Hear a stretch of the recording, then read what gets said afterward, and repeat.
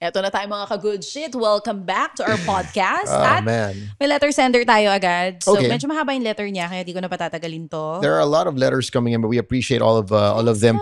Send them through Instagram, through Facebook Messenger, a bunch of voice to reach us. So send nyo lang. We'll hopefully get to all the letters. Yes. Okay. Tago na lang daw natin siya sa pangalang Ann. Nakaka-nosebleed. Inglesan to. Sabi Okay. niya, Hi Samoy G and Chacha. I have a very complex and somewhat lengthy story that I'd like to share. Starting from the beginning up to the present. It's about my 4-year relationship. I'm not sure if you'll have the time to read everything or consider discussing this one on your podcast. Right now, I'm feeling so many emotions. I'm not just lost, I'm ashamed, in pain, and trapped. Kahit sa panaginip, this weighs on me. It's haunting. Let me start by introducing myself. I'm Anne.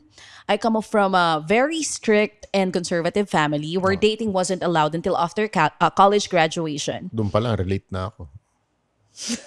Carry on. Carry on. Iniwala kayo dito. Uy! Because of that, I never had a boyfriend. When I finally started dating post-graduation, I wasn't even sure if I was ready. Then out of nowhere, a guy I had a huge crush on back in college messaged me and it gave me butterflies. However, things didn't go as I'd hoped. We were inconsistent, and in an attempt to play hard to get, I ended up pushing him away. He ghosted on me December 2019. I found out he was already in a relationship. Fast forward to January 2020, just a month later, my picture from our year-end party started gaining some attention online within our company. Sabi nila, I look good daw. That's when someone else showed interest in me. Initially, I dismissed them, thinking, di ko naman type, this won't go anywhere.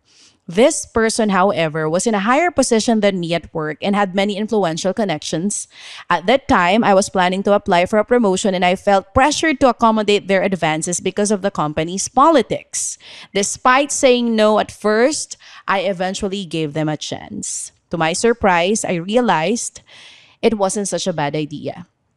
Dami naming similarities, and for a while, I felt special. This person showered me with attention, something I never got from the guy who ghosted on me. At the time, I was heartbroken, and this new person made me feel beautiful again.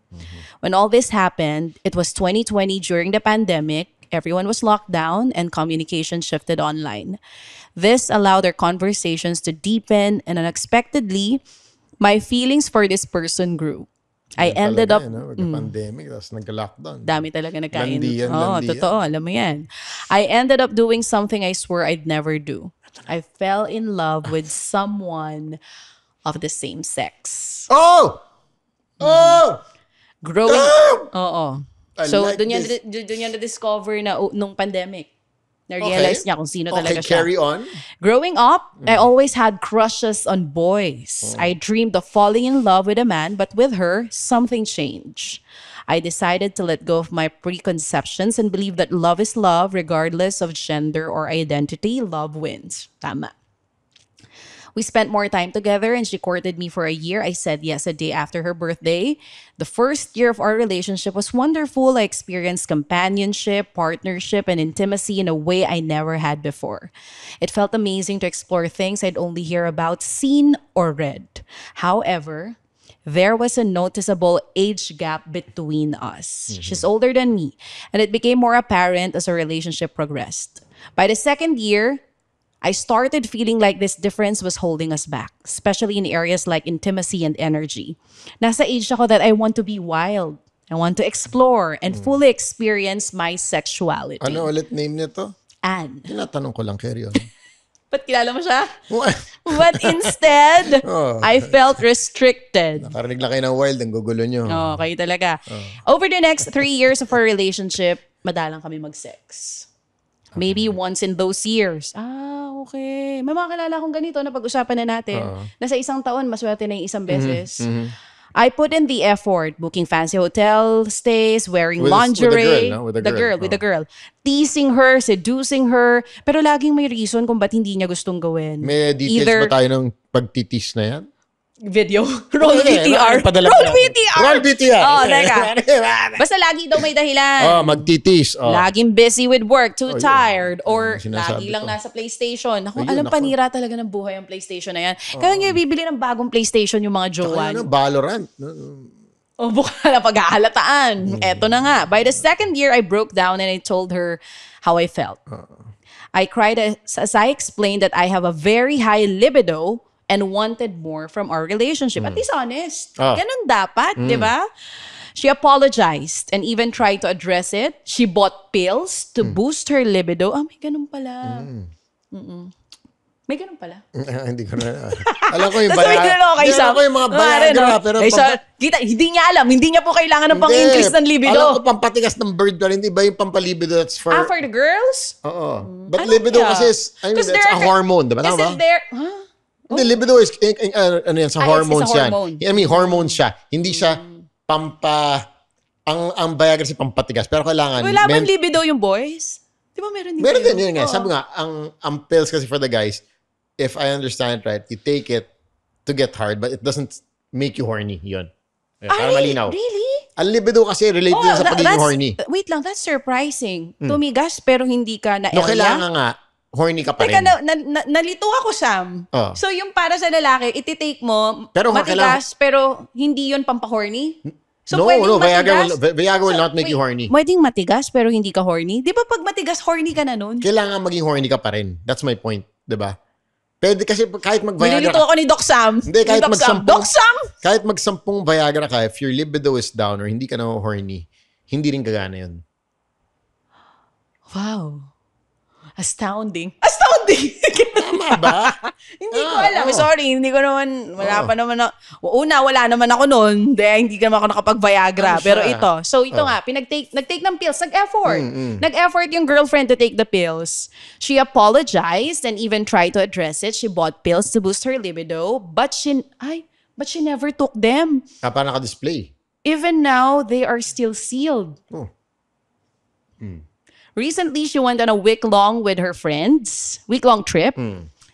It's day 3 of her trip and I feel myself falling deeper into the idea of finding someone and breaking up with her for good.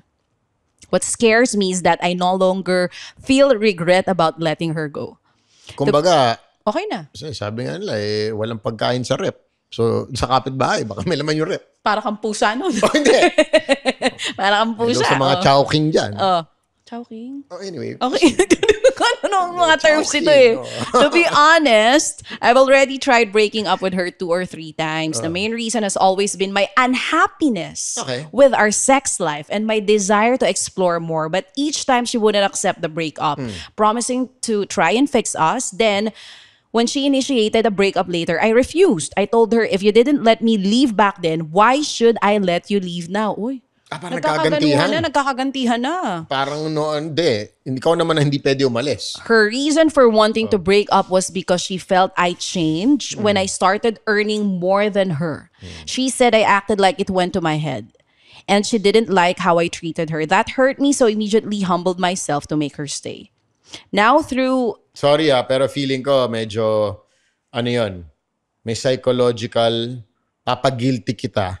Something like that. Yung reverse psychology. Reverse psychology niya. Papag-guilty ka, ikaw, yumabang ka na. Correct. So ikaw naman, parang you end up feeling bad. When in the first place, masama na loob mo. Ngayon, ikaw kasalanan mo. Tama, kasalanan mo. Reverse psychology nga. Kasi yung psychology na-reverse eh. Carry on. Nililito niya ako. Kaya nga reverse psychology, binaliktad yung psychology. Now, though things are different, while she's away, I made a mistake. I engaged in a sexual phone call with a man. Hindi, phone call lang kaya. Teka, basahin kasi natin. Alam ko hindi nakakabuntis yan. Hindi. Pero nakakalibog. Oo, yun. Okay. I didn't enjoy it, but I couldn't back out once it started. Hindi naman daw niya na-enjoy. Kasi tayo. I just let him finish and then it ended. No more communication with this guy. Kasi alam ko, committed ako. It's a sin. And I feel ashamed. Okay. The truth is, I've always told her I wanted to try being with a man. But that's something she can't accept. My family and friends love her because generous siya, funny, smart, and caring in many ways. Just not in the bedroom. What also hurt me was finding out what she said about me to her friends. When she wanted to break up, I saw messages where she talked negatively about me. She mentioned how I didn't give her enough money even though I've been consistently giving her money for over half a year now. She's been unemployed for almost a year and I even added an extra 5K on top of what I had been 5K. giving her. 5K per month ito. Tsaka hindi, ito na eh. Umaasa na sa'yo, tas di ka pa masaya sa sex life nyo. Nandun na siya. Ayun na yung problema niya. I haven't tried checking her phone since then because she changed her password. And honestly, I don't want to hurt myself anymore. I'd rather save myself from discovering things that would only cause me more pain. Now I feel stuck. I know I've made mistakes, but I also know that I want and it's not this. What should I do? May kanta dyan si Pussycat Dolls, di ba? Ano?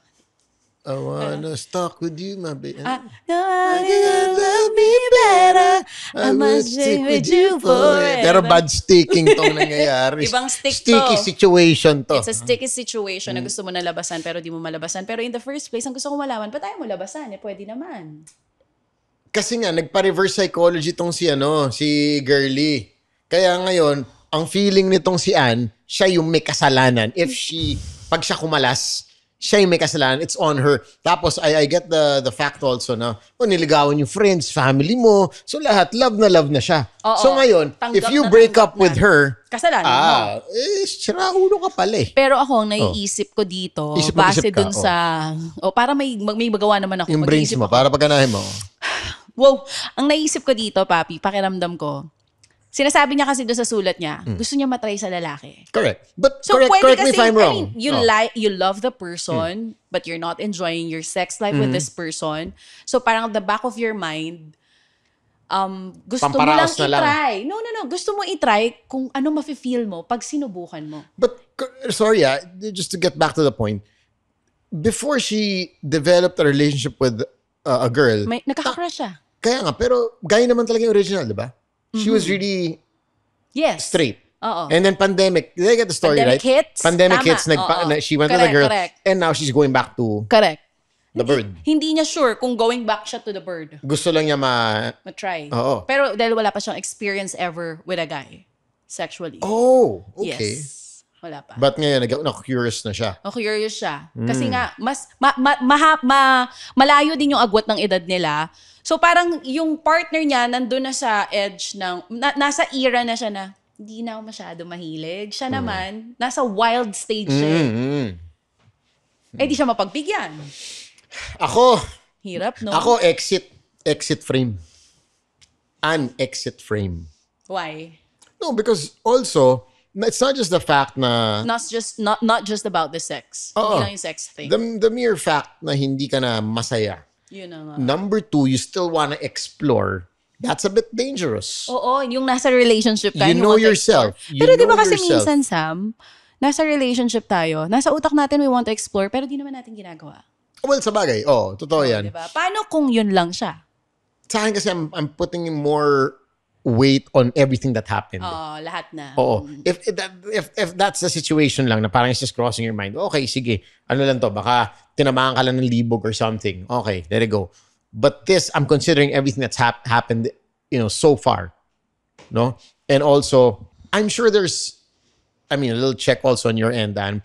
Baka meron ka rin nagagawa na hindi siya happy about. Oo No? nga eh. Baka lang hindi natin alam. So, Correct. self-check also. But, Pero kasi, the mere fact na ilang beses mo na trinay mag-break, tapos nung gusto niya mag-break, ikaw naman ayaw mo. Of course, there's love there, there's care there, somewhere there. Pero mas concerned ako sa fact na parang it seems like she's unhappy already. she is. Oo. Oo, More than pakiramdam ko rin. libog, more than wanting to explore whatever, it's being unhappy. And it's better for me to be single than to be with someone na unhappy.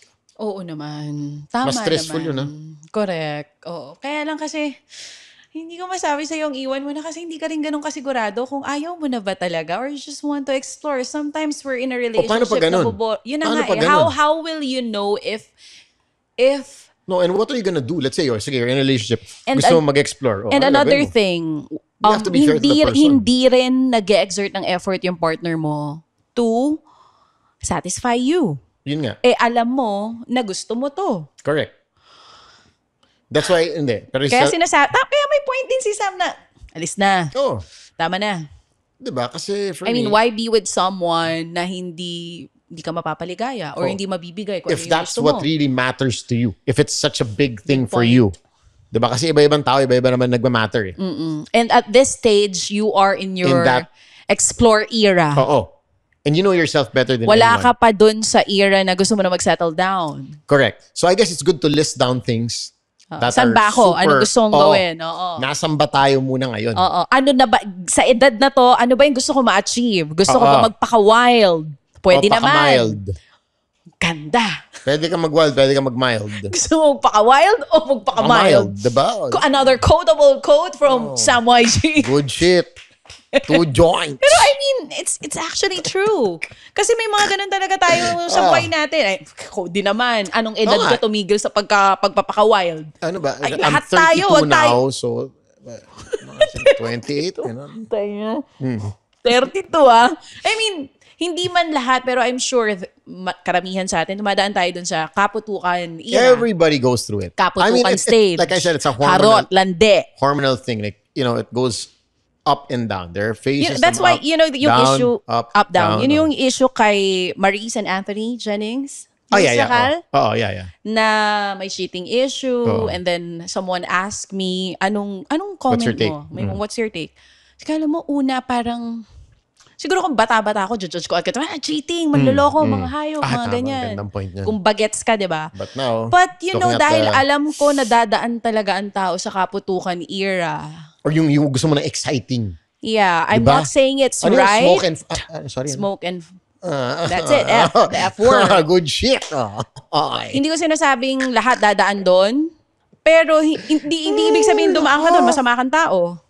Oh, and it's like I said, phases of life. Phases of life. Some people go through it. Some people don't go through it. Some people have it earlier Ano mas in okay, life. yung gumaw ka or hindi ka nag-go sa ganyang phase? Ako sa akin, if you can, sana yung pagdaanan mo lahat ng phase of life na kailangan mo daanan. For me, sana dumaan ka doon. Para pagdating ng time na magsa-settle down ka na, wala kang what if na, what if trinay ko yun? Oo. Kasi na-try mo na lahat. Also, like, it's like going out, diba? May stage na parang, tara, let's go out every night, let's party, Like ako, I'm happy, like, dumaan ako sa phase na yun. So ngayon, parang, hindi na ako atat lumabas. Parang masaya na ako steady sa bahay. Correct. Natikman mo na lahat Hindi Wala naman ka sa nang ganun. Pangit pakinggan yun. Pero, alam mo yun, gusto na natin sabihin na, alam mo yun, I mean, nasubukan mo. Hindi man You know lahat. what it feels pero like, yes, what- that's it. when O baka naman experience kasi mo na. akala nyo natikman, nagdroga-droga or whatever. No, not that thing. So, now that you're in a different phase of life, or the next, whatever chapter it is, and this goes out to everyone, whatever chapter of life you're in right now, we all go through different chapters. And it's sometimes nga, you'll malilipasan ka ng chapter or tapos na yung chapter, hindi mo man lang malalaman na tapos na pala. Pero meron din mga pagkakataon Let's say, na... ikaw, dumaan ka sa biking chapter. Diba? Oo, yeah. Parang, it could even be a sport. Like whatever, ngayon, usong-usong yung paddle, No, Spanking. pero I still like biking now. Pero meron akong era na talaga, kaka-cancel ko yung racket Yes. for biking. Boom. And then Diba? I realized, Every day, I'm so into this. ito lang gagawin ko. Ako, I had that with like motorcycles also at once. Every other day, ride, GC Maga. Hindi ka napapagod, no? Oo, parang hindi ako Parang napapagod. yung energy mo laging meron. But that was also a chapter of life. Ngayon nga, I was telling Esa, baka benta ko na yung isa sa mga motor kasi PM is the key, papi. Sabi ni Mike. ay, talaga ba? Ay, hoy, Baka papi. makakuha tayo ng good price dito sa good shit nito. No, Pero, but seriously, yun nga, na-realize ko, now I'm looking, parang shit, last year, ilang beses ko ba nagamit yung motor? I guess not anymore. But at one point, I was using it every day. Diba? Like, na parang feeling mo hindi ka magsasawa. Oo, Yeah, parang imposible magsawa ako dito. Parang yung party era nung iba. Correct, No? yan. Na parang, May huy. nightlife, Oo, kasi yung asawa ko, super party boy. Dati. So, malala. As in like, kumakaraoke sa kama. Nakikita Pero ko, ito yung... si Lexi na yung kinakantahan na nakakalasing, Diba? ha? Diba? Exactly. Ganda Pero, lang. you I know love what's that video. weird? Oh. Nakaka-bad trip. Super party boy niya. Siya nag-introduce sa akin ng mga bar. Hindi ako marunong uminom. Siya yung party boy na hindi umiinom. Iced tea lang siya forever. So, lalasingin lang niya yung kasama niya. Hindi ko na alam kung ano yung next niyang gagawin. Okay? Consensual naman, guys. Okay? So, Ngayon, ako yung pipilitin ko siya. Labas tayo. Labas tayo, inom tayo. Oo. Or kahit sa bahay, wine tayo. Ay, ayan, So, si Hesa ganyan. Ayaw niya. Si Hesa before, first date namin. Ayaw niya. First date namin, ano yan? Tequila lang. I only drink tequila. So, parang, okay, what do you want? Ganyan. Ako lang parang, my God, di ako inom ng tequila. Kasi Pero, whiskey ako. Whiskey, smoky. Pero napainom ka. Oo, ngayon, tapos may face na puro tequila lang iniinom ko. Tapos ngayon si Esa, ayaw niya ng tequila. Nagsawa Nag-wine na. naman siya. Oo. So parang, like I said, whether it's drinking, going out, a Chapter sport, ng buhay. a hobby, it's It's a chapter of your life. Minsan you go, you wanna go out, tapos after a while, bahay muna ako, ayoko muna lumabas for a few months. Tapos, tatama ka ulit ng bug na siya, gusto ko ulit lumabas. And these things happen. Gusto mo mag-bike ulit, babike ulit ako, na ganahan na naman ako eh. Sali na naman ako mga triathlon. Kasi nabuhayan na naman ako. May ganun ka, di ba? Triathlon era mo. And that's life. We don't know what's gonna be exciting for us in the next 5 years. True. Diba? What's gonna be, but if you know that you're still in that stage, relationship-wise, let's zero in on relationships now, that hindi ka pa ready to settle down. I like what you said. You know to yourself that you are not ready to settle down. Nasa wild era ka Nasa wild ka pa. You still wanna, gusto mo pa ng wanna explore. Ayaw mag-order ng isang thing sa menu. Gusto mo yung sampler. Para matry mo Matry lahat. mo lahat. Correct. At makita mo anong gusto mo doon. No judgment. I agree. But No judgment. it's just a matter of being fair to your partner and saying that, okay, to be honest, it's selfish, yes. It's selfish, yes. But sometimes you need to be selfish. Para mahanap mo yung sarili mo. Yes. Para malaman mo kung anong gusto mo. Whether it's, having time for yourself, saying no to people who invite you out. O tara, labas tayo. It's okay to say no. Mas Ilang mga loob beses mo, ba sasabihin hindi ka naman sumasama lagi. Diba? Hindi si Chacha, hindi naman sumasama to lagi. Invite na ako na invite. But sometimes you have to say no to one thing. You have to be selfish to find yourself. Tama yan. Yung sinasabi mo kanina na chapter lang yan ng buhay natin. Okay kunwari, dumaan ka sa party era, ang mahirap yung iba na hindi na nakakalabas doon. Like, there are also people like There that. are also people who are like that. Well, sabi nga natin, no judgment. Kung saan sila masaya, na hanggang ngayon, stuck pa rin sila sa era na yan. Okay lang naman yun. But with you really need to ask yourself First, kung gusto ko pa ba to? Ano ba? I think Nasaan that's ba? number one. Gusto ko pa ba talaga to? Am I Or still ginugusto ko lang to kasi naaawa ko sa kanya kasi jobless siya ngayon eh. Or people will get Am mad I- at you. Family and friends. Or minsan, di ba may ganun tayo, Awa factor. hindi mo na mahal pero naaawa ka kasi kasama mo to. May nung term for simula. that. May psychological term for that also. Ano yun? Nakausap ko yung mga psychologists, no? Pero hindi pa sila nag-reply sa akin. Oo. Tuloy lang tayo. Mamaya ulit. Oo, pero yun nga minsan may ganun tayo, 'di ba? Ayaw na natin sa bagay na to. Pero tinitiis natin. Yeah. Kasi parang pakiramdam natin, sometimes comfort. Or sanay na tayo, sayang naman. Sayang, tagal na Nag-invest na ako ng It's always dito. like that, sayang. Or minsan naman, kaawa, pabangunin ko muna siya bago ko siya iwan. May mga ganon. May mga mababait bago ka iwan. Di ba? Pababangunin ka muna ng slide kasi kakaiiwan. I remember, I used to be like that. Alin kayo, nang iiwan or yung Hindi, yung papadinner muna ako ng maganda bago ko breakan. Sam, that is not good. Pa-delete na lang nun. Pero okay lang din. Naisip ko kasi. Gago, syempre, mature pa ako nun. I-Wolfgang mo muna ako bago mo kayo break. Pag winulpag Parang na okay kita, din yun. pag winulpag na kita, alam mo, may break ka na kita. In Kaya 2 kung di ka weeks. madalas winu-Wolfgang ng jowa mo, medyo kabahan ka na. Kabahan ka na. In 2 weeks, may letter of notice ka na. So ngayon iniisip ko, ano Eviction. bang mas okay? Yung iniwan mo na lang bigla o pinatikim mo muna ng masarap bago mo iniwan? Or you know what's dangerous? Also, naisip ko lang, ang delikado rin dyan is that sa sobrang hindi ka na sige, naawa ka ganyan, gumawa ka na ng kalokohan. Kasi nga, During the relationship. Kasi nga, hindi ka maka-exit. So, you said like, fuck it. Let me just do what I want to do. And then, it becomes a bigger mess. I think yan yung issue with, yun nga, babalik tayo doon, Maurice and Anthony Jennings, sa may jowa pa, tas tumikim ng iba. But then again, Kasi isip mo, let me just scratch the itch, di ba? Kamot-kamot lang naman to, tapos mawala naman or yan. baka di naman mahuhuli. May Oo, ganun tayo. oo. Pag di tayo mahuhuli, gagawin natin. Oo. Kung gusto nyo maglande, kung gusto mo magpaka-wild, iwan mo muna siguro yung partner mo. There's a way to do it to Kasi be fair to everyone. Parang it's okay to explore kung single ka. Pero if you're in a relationship, bago mo gawin yung gusto mong gawin na alam mong hindi tama nang nasa relasyon ka pa, wag muna. Tiis-tiis sa kate. Ano yun, you can't have your cake, you can't have the And cake eat it too. and eat it too. Oo. Pili ka. Kung sana pwede, pero hindi walang pwede. mali sa gagawin mo Basta walang mali if you make the If right you're choices. single. And then also if you do it the right way. And- may magagalit, pero at least ginawa mo yung tama. Tsaka tama yung sinasabi mo kanina, if you do this, malaki yung chance, you'll discover yourself more, you'll know yourself more, mas alam mo na kung ano ba talaga, gusto ko ba sa babae, same-sex ba, relationship na gusto ko, or opposite sex. Now, of course, to expand that, maybe natatakot ka rin na, shit, pag breakan ko to, baka makahanap ng iba. That's the risk of life. That's the risk of Huwag life. kang unfair. My Hindi ka rin pwede teka, explore lang ako, hintay ka lang dyan, babalikan kita after 3 months. Yan ang pinaka-kakairita sa lahat, di ba? That's where it becomes unfair. But life is Not also be unfair. life is also like that. No, that it's a risk. You let something go. Will somebody better come along? We don't know. We don't know. You don't know. That's the risk you have to take. And these are, like we said, you have to go back to yourself, ask ano ba talaga gusto mo, ano ba goal natin dito, nandyan na ba tayo sa gusto natin mag-commit, gusto mo mag-explore, ikaw lang makakaalam yan. And we all have to go back sometimes to the books, to ourselves, to realize where are we in life. Whether it's a hobby, a goal, a phase in life. Relationship. Diba? Do you want kids? Do you want to be married? Do you want to propose? Lahat to. Kailangan natin tanungin sarili natin. Ready na ba tayo?